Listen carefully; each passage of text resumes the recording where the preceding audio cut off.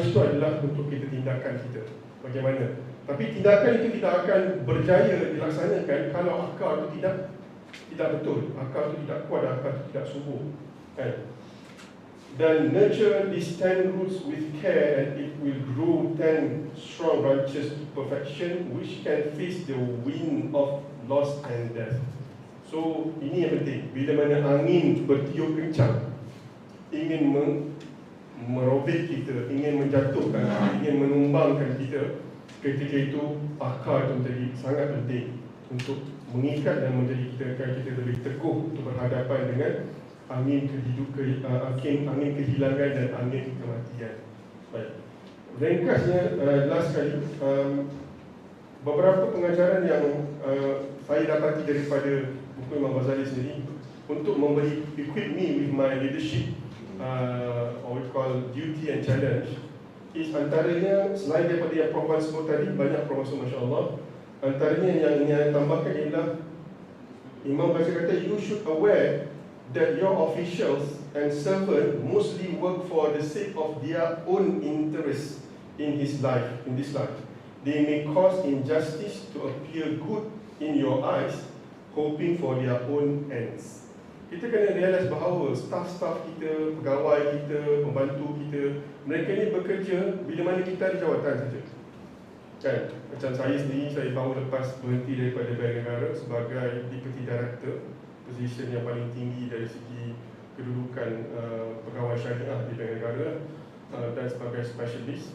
Bila saya berhenti, segala-galanya tak ada. Lawan keretanya, PA-nya, semua sudah pun meninggalkan kita. Bahkan Alhamdulillah mereka masih lagi akan bantulah kalau kita minta tolong. Tapi sebagai manusia biasa, kan, we don't have that. Dan kalau mereka bantu kita bukannya kepentingan mereka sendiri, bukan kepentingan kita, kan. Mungkin ada beberapa yang Masya Allah yang ikhlas, yang akan terus bersama-sama dengan kita, namun tidak semua. Maka menyedari perkara itu, you must appoint a trustworthy person to carry on public surveillance and inquiry about your standing among the people, so that you may be able to learn your fault from the top of the people. Antaranya ialah bila mana kamu sedari bahawa mereka ni, kamu kena appoint orang yang layak dan orang yang sepatutnya, yang mana mereka ni boleh pergi dan mendapat pendapat-pendapat orang luar yang tidak bersama dalam circle kita, yang mana menjadi rakyat, menjadi bawah-bawahan kita, yang mana untuk mendapati apakah pendapat mereka tentang kita. So kadang-kadang kita suka dengar daripada yang orang-orang besar di sekeliling kita yang suka mengampu saja, dia akan cerita benda yang bagus saja. Oh bagus hari ni, orang suka bagus, rating bagus, kan, your rating is good, kan, dan sebagainya. Jadi menyebabkan kita seronok dengan tindakan kita yang sebenarnya zalim ataupun tidak berperikmat ataupun tidak tepat pada masanya. Jadi kita dalam organisation, usually kita akan dengar daripada kita punya exco ataupun daripada kita punya manager sahaja, tanpa perlu kita turun untuk dengar daripada bawah. Ataupun kalau kita dengar dari bawah, mereka akan puji. Orang bawah ni disegan nak cerita, nak tegur-tegur, nanti kan kena potong bonus, kan, lagi-lagi kan tak naik pangkat, kan. Jadi jangan takut. Jadi jangan kita yang pergi, kita hantar somebody that really live with them, supaya kita boleh dengar pendapat yang sebenar daripada mereka bila mereka berada di bawah. Kadang-kadang benda ni yang menyebabkan banyak pemimpin dia gagal untuk melaksanakannya, dan menyebabkan polisi-polisi ataupun keputusan yang dibuat tidak mewakili rakyat terbanyak dan tergesa-gesa, dan hanya mendengar pendapat dan pujian beberapa orang sahaja di sekitar mereka. Ini menyebabkan masalah. Selain daripada yang Prof Wan sebut tadi, yang paling penting ialah untuk without saying, sebab Prof Wan dah sebut, ialah untuk mendapatkan pendapat para ulama, mendampingi para ulama dan mendekati para ulama. Sincere ulama, I mean, not the ulama yang mencari harta dunia lah. Dan yang penting sekali untuk kita semua sebagai pemimpin ialah to avoid seeking people's pleasure by not obeying Allah. Kadang-kadang kita nakkan satu benda kerana nak pleasure of people, but we know that is wrong. Firman Allah SWT, Allah Ta'ala dia kata benda tu haram, kan, tapi kita masih lagi nak pindah-pindah, kan, nak pindah sana, pindah sini, tahu dah benda haram, kan, masih lagi nak bantu untuk banyakkan lagi dan seumpamanya. Kerana hanya mendengar beberapa orang yang ini mendapat sokongan mereka sahaja, kan, bukan kerana musuh Allah. Jadi kalau begitu, by not teaching them their religion, letting them consume prohibition and depriving the worker of his due wish and movement of their rightful shares. Orang dah buat kerja tak bayar, wanita kita halang hak mereka, otherwise Allah will displease with you and will cause the people to displease with you. Kan? Dengan cara kita begitu, kita ingat kita mendapat redha Allah dan redha manusia, tetapi dua-dua kita tak dapat. Manusia pun tak dapat kerana Allah berkuasa. Allah lebih berkuasa untuk membolak-balikkan hati manusia. Kalau kita mengejar redha Allah, Allah boleh saja membolak-balikkan hati manusia untuk redha kepada kita, untuk suka kepada kita. Sebab itulah seorang pemimpin yang tegas melaksanakan hukum Allah dan melaksanakan ajaran Allah Ta'ala itu akan dicintai oleh rakyat sebenarnya. Sebab apa? Sebab Allah sahaja yang akan membolak-balikkan hati manusia, bukan kita. Jadi kalau kita buat to please manusia, dalam masa sama kita displease Allah, then what for? Jadi itu antara dalam organisasi banyak polisi-polisi yang kita buat, keputusan-keputusan yang kita buat. Kadang-kadang kita tak tanya, nak tahu Allah suka tak suka ni, kita tanya orang yang tahu lah, bagi semua ulama. Kan? Orang-orang yang dekat yang tahu tentang ilmu agama, ilmu Allah, dia tahu benda ni boleh, benda ni tak boleh. Dari sejarah, Masya Allah, kita ada ramai orang yang boleh menasihati kita nak mengetahui bagaimana kalau Rasulullah berhadapan dengan situasi macam ni, apa yang dia bertindak. Macam mana sahabat begitu juga, kan? Maka itu menjadi panduan kepada kita. And lastly, I also want to touch about the always alarm yourself that this universe is just a stopping point only. And permanent domicile come after your last breath. Selepas nafas terakhir kita, itulah tempat yang kekal abadi sebenarnya. Kalau kita kata kampung kita sebenarnya, this is not our kampung. Our kampung is akhirat nanti. So kalau we are chasing for this kampung, we are wrong. We are totally wrong about it. Tapi this kampung, this dunia is just a matter of our punya bekalan. Sebanyak mana kita boleh buat kebaikan untuk kita tanam dan juga bina mahligai kita di akhirat. Itu kalau kita boleh letak asas-asas begitu, maka all leaders akan tunduk kepada kebenaran dan cuba menundukkan nafsu dia, keinginan dia daripada mengikuti hawa nafsu dia. Lepas tu saya ingat lagi, kalau nak pinjam masa saya belajar dulu, Menteri Besar Kelantan, Tuan Guru ni Abdul Aziz ni Umar, ditanya kepada dia, Tuan Guru, susah ke nak menguruskan negeri Kelantan ni sebagai Menteri Besar? Jawapan dia mudah, dia kata, negeri ini tak susah nak uruskan, tapi nak uruskan hati saya sebagai Menteri Besar ni susah. Because he will make policies, dia akan cepat terpengaruh dengan orang ni, pengaruh orang tu.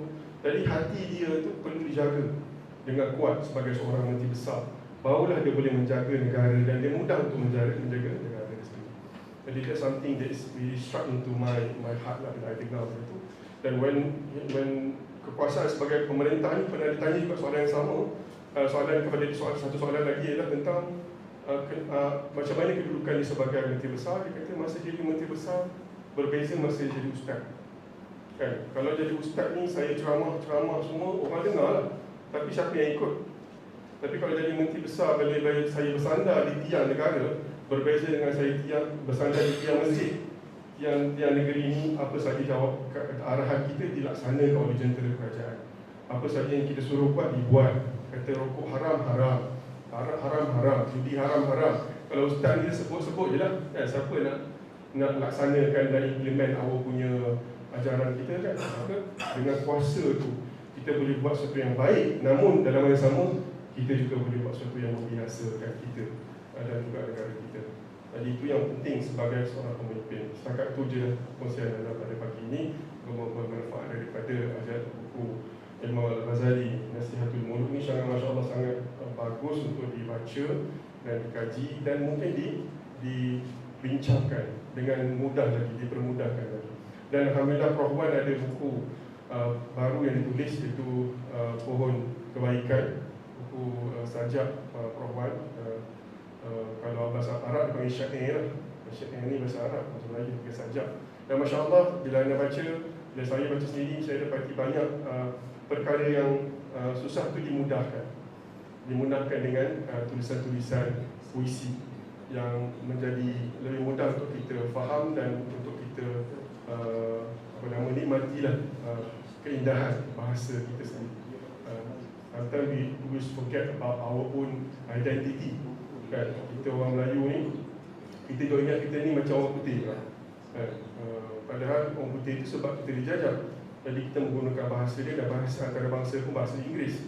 Namun kita sebagai orang Melayu, kita perlu juga pergi kepada akar kita, akar Islam dan akar Melayu kita, yang mana itu yang lebih efektif di negara kita, insyaAllah.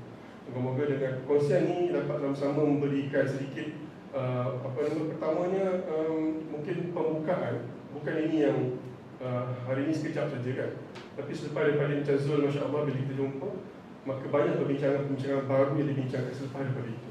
Moga-moga yang mencetuskan sedikit sebanyak kesedaran dan pemikiran di kalangan kita selaku pewaris kepada kepimpinan negara. Sebab negara ini diwariskan oleh anak nenek moyang kita kepada kita untuk kita, amanah untuk kita teruskan. Dengan umur kita yang tak begitu panjang ni kan, sekejap lagi kita sampai 50, sekejap lagi sampai 60. Jadi benda itu sekejap saja. Jadi apa yang kita, soalan kita, apa yang kita gunakan, bagaimana kita gunakan masa yang ada itu supaya kita boleh menjawab nanti di hadapan Allah Subhanahu Wa Taala. Sekian, Assalamualaikum warahmatullahi wabarakatuh. Jazakallah khair.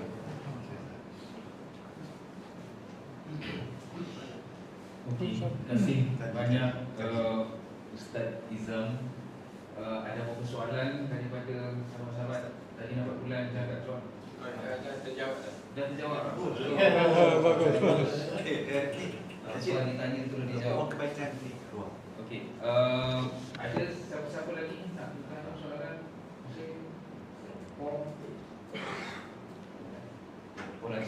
So, okey, sekejap. Saya nak buat kesimpulan. Oh, simpan. Cakap apa? Bantu tak keluar. Tak kau nak. Jazakallah khair. Okey. Ini buku baru Prof Wan, ya, baru yang dilancarkan bulan Master selesai bulan 12. Pohon Kebaikan. Dalam ni macam yang Ustaz Izam sebut, ada banyak puisi-puisi yang ditulis. Sebahagiannya Prof Wan dah baca dah tadi. Kisah pasal Sahabat yang Al-Ayyubi, dalam tu ada cerita pasal Khulafaur Rasyidin, ya. Ada cerita pasal wanita juga tadi untuk silap saya Prof Wan ni. Malah. Ini kan Komando Rayaki tu. Salah satu yang okey, daripada apa yang diperkatakan, apa yang disampaikan, apa yang disyarahkan oleh Prof Wan dan juga sebanyak daripada Ustaz Izam, kalau kita renung balik program ni, cerita pasal pohon 1000 jiwa,